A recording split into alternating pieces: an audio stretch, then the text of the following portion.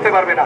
দুই হচ্ছে শুধুমাত্র সম্মানিত তাওহীদি জনতা, আপনারা জানেন সারা রাজশাহী সিটি থেকে সময়ে সময়ে ক্ষণে ক্ষণে খণ্ড খণ্ড মিছিল নিয়ে রাজশাহীর 0 পয়েন্টে অসংখ্য ব্যানারে তাওহীদ প্রিয় মুসলিম ভাইরা একত্রিত হচ্ছে।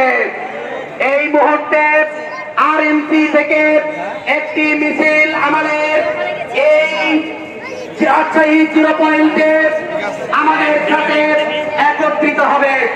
আমরা তাদেরকে সাধুবাদ জানিয়ে বলছি হয়েছে, এই জন্যে আমরা স্পষ্ট ভাষায় বলছি, আর নয় ঘরে বসে থাকার সময়, এখন আমরা রাজপথে নেমে আসি।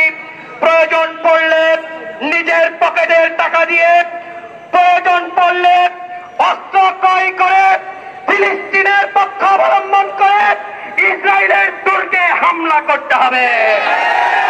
প্রিয় উপস্থিতি ভাইরা, এই মুহূর্তে আপনাদের সামনে আলোচনা নিয়ে আসছেন সাকিব। এই মুহূর্তে আলোচনা নিয়ে আসছেন সাকিব।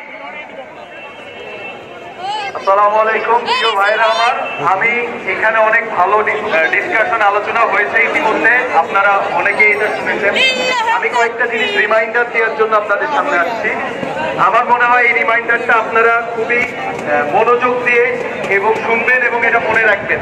আমরা যদি আমাদের রিসেন্ট হিস্ট্রি দেখি, যেটা কখনো কল্পনাতেও সম্ভব ছিল না, সেটা কিন্তু আমরা সবাই একত্রিত হয়ে সম্ভব করতে পারছি, তাই তো?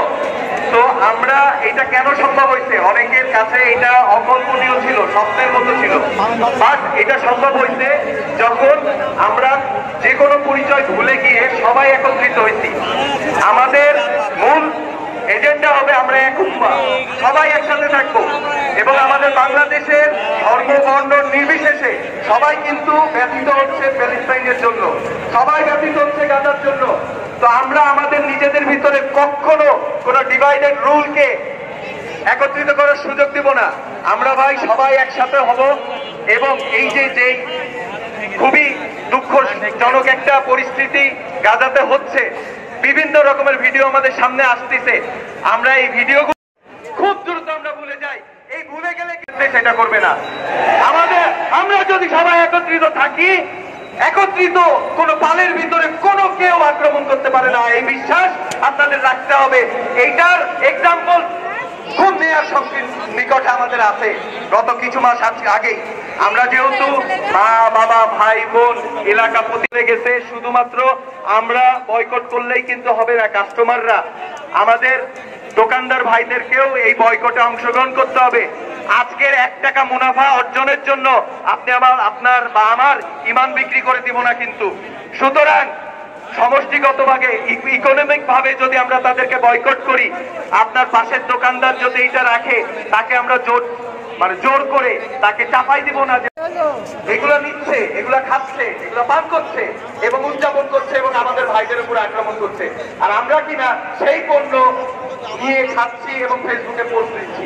এইটা থেকে আমরা ভাই আমাদের বিরত থাকতে হবে। শুধু আমরা বিরত থাকবো না, আমরা সবাইকে শিক্ষিত করব। আমাদের ভাই বোন যারা আছে তাদেরকে বোঝাবো, আক্রমণ করে বোঝাবো না। আক্রমণ করে বোঝালে তারা ইসলামকে অন্য